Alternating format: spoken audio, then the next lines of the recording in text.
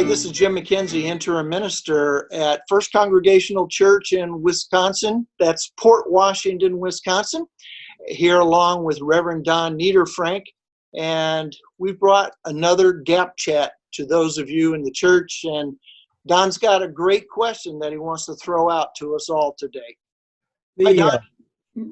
The other morning, Susan and I were reading the UCC Daily Devotion, and the question that was raised was, what changes are going to come about? What positive changes are going to come about? What is God going to make of this difficulty in a good way?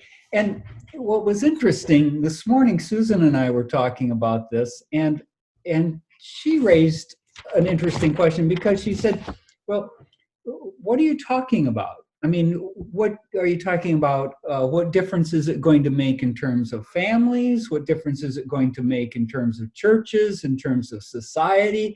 Exactly. Science and so right. Where is Susan, by the way? She's gone for a walk. Well, she went for a bike ride. Be on this video. I know. She's shy. But there were a couple of things that occurred to me. Under this roof and under this thinning hairline that are going to be changes. One of the interesting things that's just in terms of trivia, because we're not going anywhere, because things, I'm not distracted by anything outside the house, we find that we are doing much better meal planning, and that this house has never been cleaner. So I wondered if you were going to go there, Don, because you've had me to your house before and you've cooked, and I know you to be a very good cook.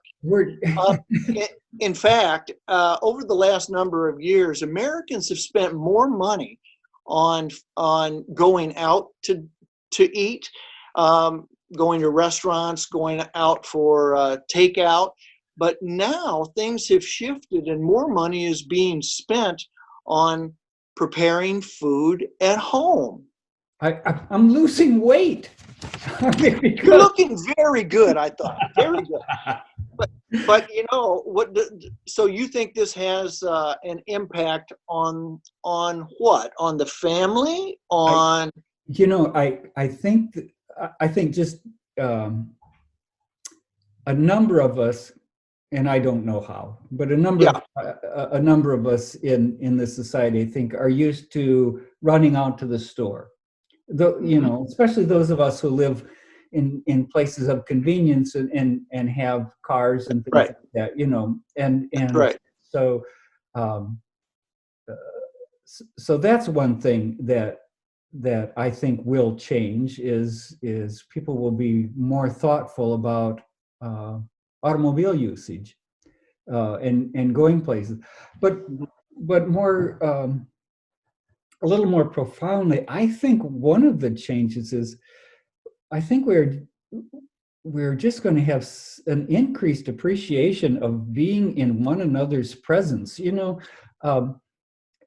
This, chatting with you is like okay, but this isn't nearly. This is like so much less than sitting in your office and talking about this, or doing one of these you and I like to go out to lunch in restaurants, like that.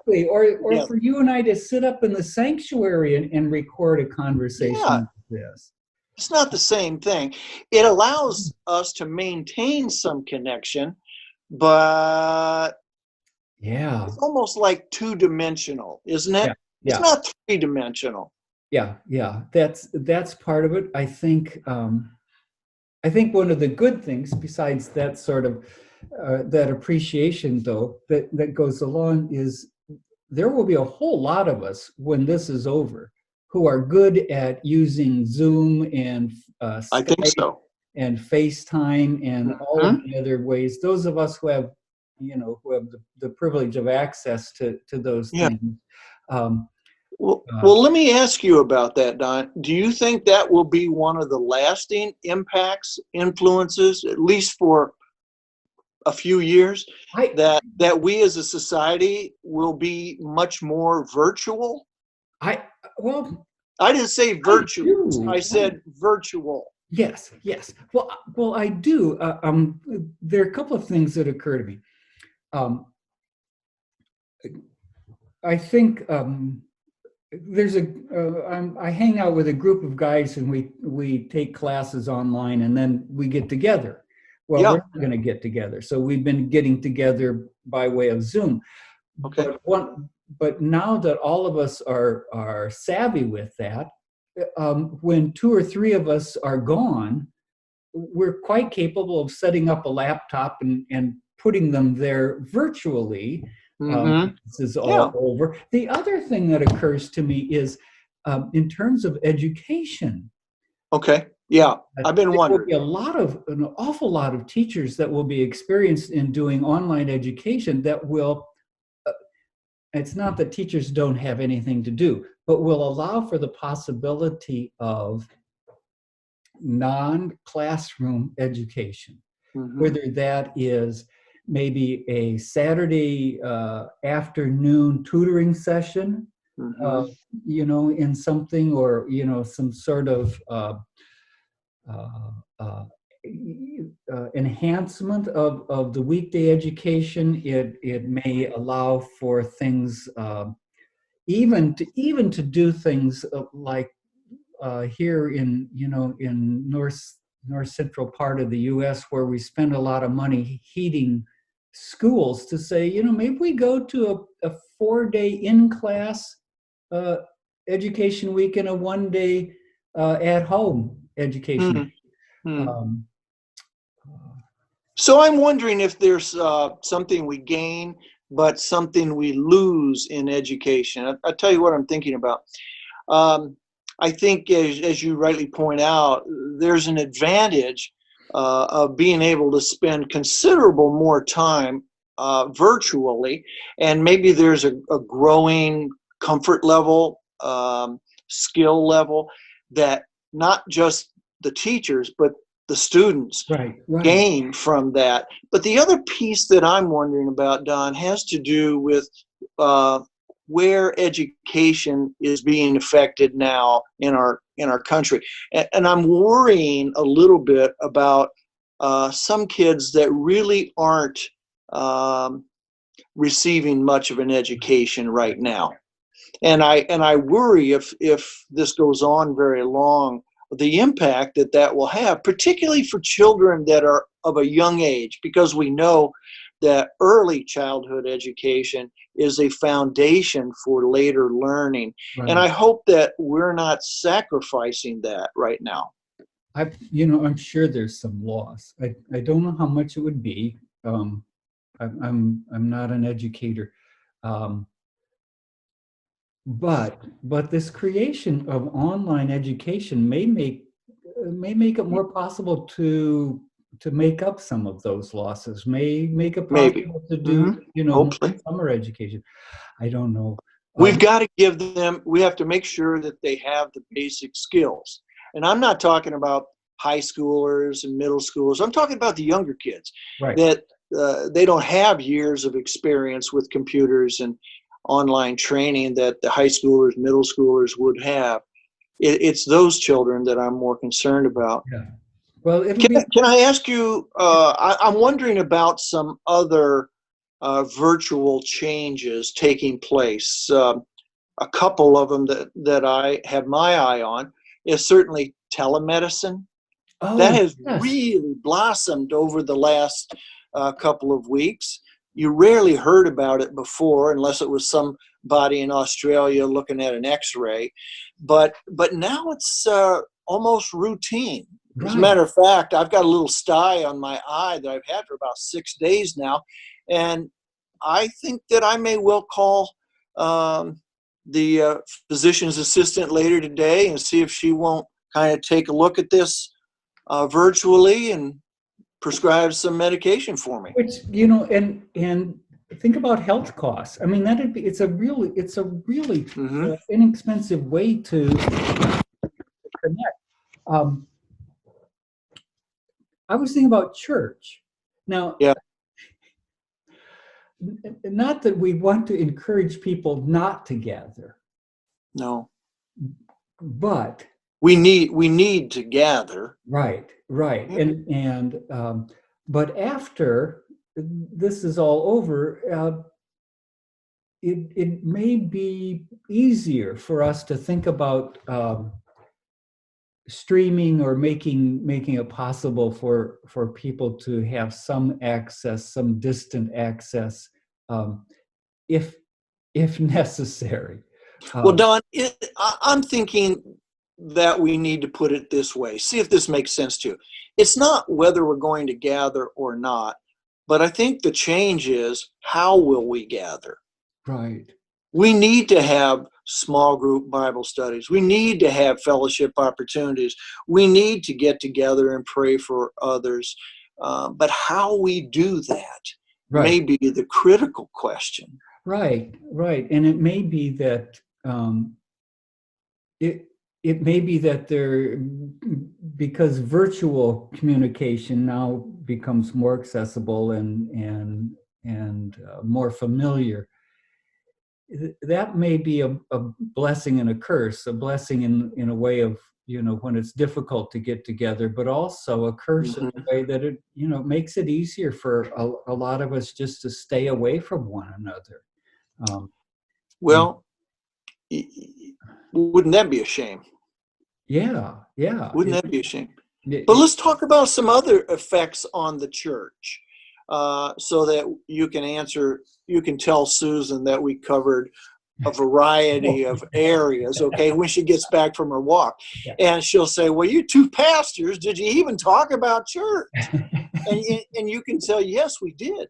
But this whole thing about distancing, I think will become a major dynamic in church life. Let me give you an example. What do we do about passing the peace? Are people going to be hesitant about doing that for a while? So how about these handshakes that we do, Don? You Exactly. know how we do these kinds of things now. Hugs, are hugs out now? And what about that doggone common cup communion? Has that gone the way of the dinosaur, Yeah. or Yeah. where are we with that? You How know, comfortable are you going to be taking a piece of bread and dipping it in a cup that 20 other people have dipped into following this crisis, this corona crisis? and it's interesting you say that. Years ago, I used to always have a practice of closing worship in saying the Lord's Prayer and having everyone join hands. And I had a parish nurse who said Hmm. to me, it's flu season. We really don't need to Oh, be all, yeah, grabbing hands. yeah. I don't know, but it's a trade-off. Think about you and I, or you every Sunday standing by the front door I know. with your right hand, passing, everybody who comes along. It's like Passing what? yes, What it's am like a I dollar passing bill, and you can't be expected to like Purell your hand after every every handshake, time? you know. And so I But don't know Don, maybe whether that becomes a new practice or tradition. However we do this with, I yeah I don't know. I don't know. I don't know. It will be interesting to see. I would think that would be one of the changes, that we will be more appreciative of being in one another's presence, but that we will also be a little more cautious about how we are in one another's presence. Um, Nicely put. I think one of the things that's coming out of this is a sense of neighborliness. Hmm. I am on a mailing list. I don't know what it's called, but it involves people around this neighborhood uh, Okay.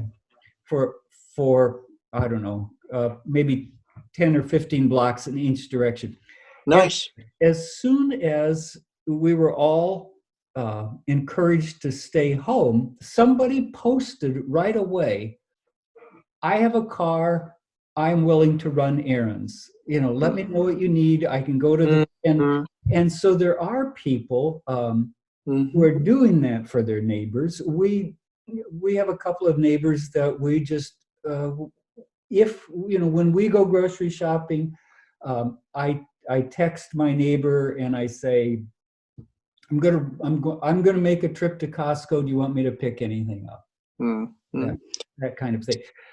That's a good thing. So I'm wondering, just like I was reading about in the Blitz in World War II, that there was that 65 days of bombing, whether there might be for us a greater sharing of altruism. Right. That's what happened in London, that people really, while they were frightened to death, they started caring for each other much more. Right. Gosh, wouldn't that be great? Yeah. If maybe instead of just during a corona crisis, that we started looking out for each other as a general rule. I remember our grandparents used to talk about the effect of the Depression and how people reached out to each other because no one had anything, out of necessity. This isn't going to go on for years, but it's going to go on long enough, I think, to make a somewhat of a difference. The other thing that I was thinking about that's going to be a good change is I think we have a real sense of how we are all on how we are connected, not only within these borders, but how we are connected as a world. And truly. And what happens in, that what happens in Italy does make a difference to what happens in China, to what happens in Angola, to what happens in the United States. And I am my brother's keeper. Very much. Yes. Well, and that's the other thing that I think is interesting, that we have more of a responsibility. I need to wash my hands. I need to practice social distance. I need to do those things not just to keep myself safe. But the interesting thing about this virus, because it's possible to be a carrier without symptoms, I need to keep other people safe from me, just in case I am, carrying this virus. I see. Amen, brother. Amen. I don't know that we will ever become a society like Hong Kong or Japan or Singapore, where lots of people just wear a mask during the flu season. And maybe it helps the population, but we might become people who decide take precautions not just for ourselves but for others.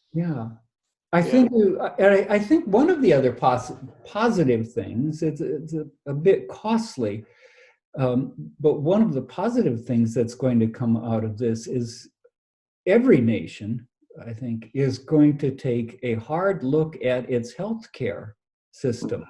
I do think so. Is it adequate? Is it not? Where are its weak points? Where are its strong points? There was, and going back to global, a sense of the global village is there are. China, interestingly enough, has shipped a number of ventilators to New York City. Now, they did so with the understanding of, here, we know you need these, but we're going to need these back. Like, don't get too comfortable. We're going to need these back. But this sense of nations reaching out across borders, which is a good. I hope that's the case, Don. Well, and I hope that's the case. And think about the bipartisan bill that got passed, and it's sort of like, all of us, Congress can no longer say, well, we can't do anything. It's like, yes, you can. We saw you do it. You did it for that. Now here, see if you can do it for this and this, something beyond renaming a post office. So I hope you're right. I think the question for me is, these are all possible.